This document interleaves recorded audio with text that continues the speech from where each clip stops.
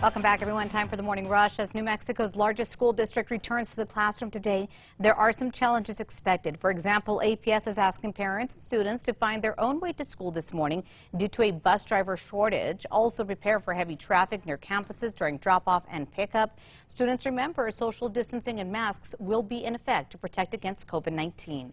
There's still time to fill out this year's Quality of Education and Family Engagement Survey online. It asks for input on school safety, technology, buildings, extracurricular activities, and so much more. Families should receive an email from the school or district to complete it. It's available in both English and Spanish through April 23rd.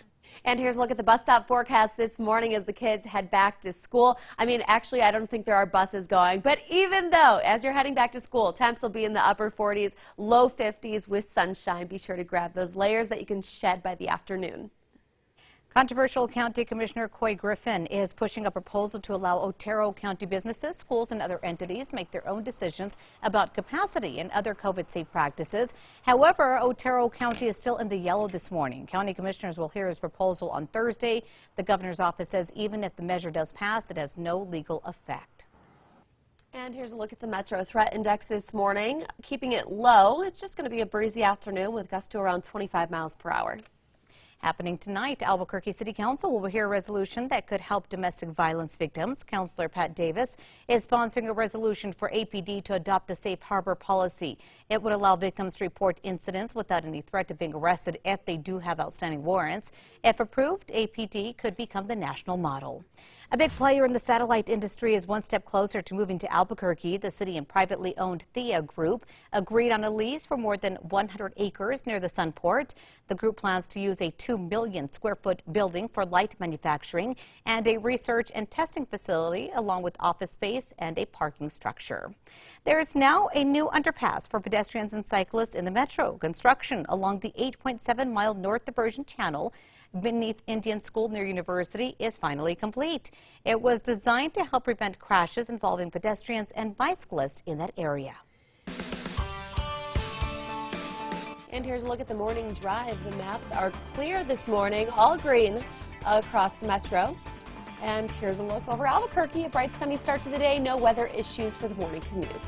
A new study at UNM finds sneeze guards could help stop the spread of COVID-19 on full-capacity flights. They first studied sneeze guards in classrooms, which showed transmission was reduced by 79%. They saw the same data inside Boeing 737 cabins and its ventilation system. New news for you this morning. Details from hundreds of millions of Facebook accounts are on a website for hackers. That's according to Business Insider. The data includes personal info like their phone numbers, full names, and locations. According to Facebook, the information was stolen during a data breach 2 years ago and that the problem has been fixed. An unopened Super Mario Brothers game sold for a record price. The 1986 copy of Super Mario Brothers sold for $660,000 at a Dallas auction. The game was bought as a Christmas gift but was placed in a drawer and forgotten about until this year. The previous record was $114,000 for an unopened copy produced in 1987. Wow. All right, 5 facts coming up in 90 seconds. Welcome back. On this day in 2005, there was a late season snowstorm and 5 to 7 inches of snow fell in the Capulina and Des Moines areas. That's up in the Northeast Highlands. That, along with 50 to 60 mile per hour wind gusts, toppled power poles across the area. All right, time for the 5 facts. We start with number 5 here, a story of determination and perseverance. The owner of a popular Nob Hill restaurant says that she will open her doors despite being forced to repair damage left behind by vandals. Cinnamon Sugar and Spice Cafe says that someone drove up, grabbed a brick, and then tossed it through the window. The person ran off after seeing staff behind the counter. The owner estimates that the damage will end up costing about $1,500. She says that she's grateful it wasn't much worse. Number 4 now, a new study at UNM finds that sneeze guards could help stop the spread of COVID-19 on full-capacity flights. Some airlines have chosen to leave middle seats open to increase the amount of space for social distancing, but researchers at UNM say airlines could just start installing sneeze guards between each seat instead. They first studied sneeze guards in classrooms, which showed transmission was reduced by 79%. They say it was reduced by the same amount when they studied planes.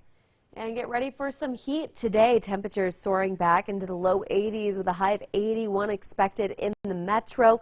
That will break the old record by 1 degree. On to number 2 now. Controversial Otero County Commissioner Coy Griffin is proposing to allow Otero County businesses, schools, and other entities to make their own decisions about capacity and COVID-safe measures. However, Otero County is still in the yellow this morning. The governor's office says even if that measure does pass, it has no legal effect. The commission is set to hear Griffin's proposal on Thursday, which is the very same day as a civil complaint hearing accusing Griffin of using his office to promote the Cowboys for Trump organization.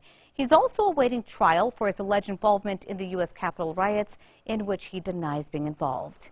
At number 1, finally this morning, students and staff in New Mexico's largest school district are returning to the classroom this morning for the first time in more than a year. And COVID-19 is definitely making things a little harder this year. For example, APS is now asking some parents and students to find their own way to school this morning due to a bus driver shortage, I should say. Also, drivers prepare for heavy traffic near campuses during drop-off and pickup. Those heading off to school, remember, staff and students, you must wear a mask at all times, except when eating and drinking. Social distancing will be in full effect.